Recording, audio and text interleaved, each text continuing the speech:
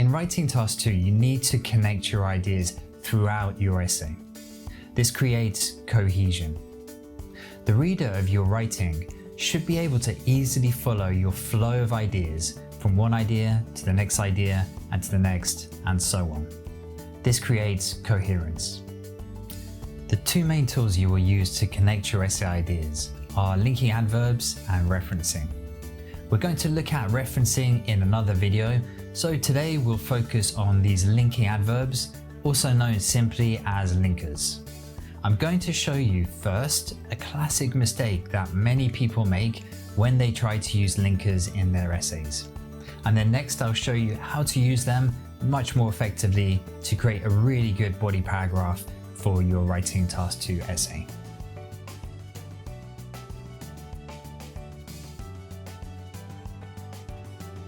Before we go any further, let's look at the common linkers. As you can see on the right, we have several groups and at least a few linkers in each group.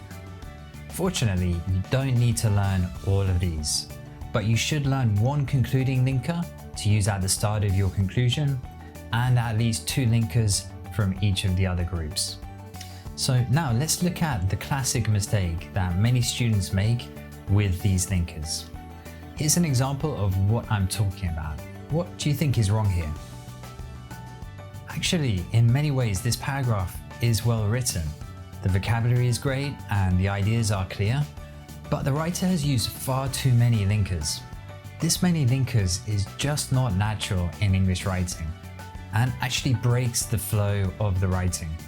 What's more, do you see how many continuation linkers there are? We have furthermore, in addition, and moreover in one paragraph. This is a bad sign, as it means the writer has introduced a lot of ideas into the paragraph and probably hasn't developed each idea enough. If you read the whole paragraph, you'll see that there are 4 separate ideas and they are not developed very well. And what do I mean by developing ideas? Well, after you introduce an idea to support or develop your main idea, you also need to write at least one more sentence to extend that idea and explain it a little bit further. So now let's look at an example of a very similar paragraph, but this time using linkers in a more natural way. So what do you immediately see in this example?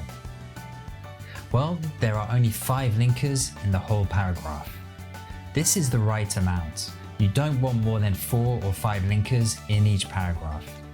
You can also see that there are fewer continuation linkers. And this makes sense because there are fewer ideas in the paragraph. You can see that the ideas presented are developed more effectively.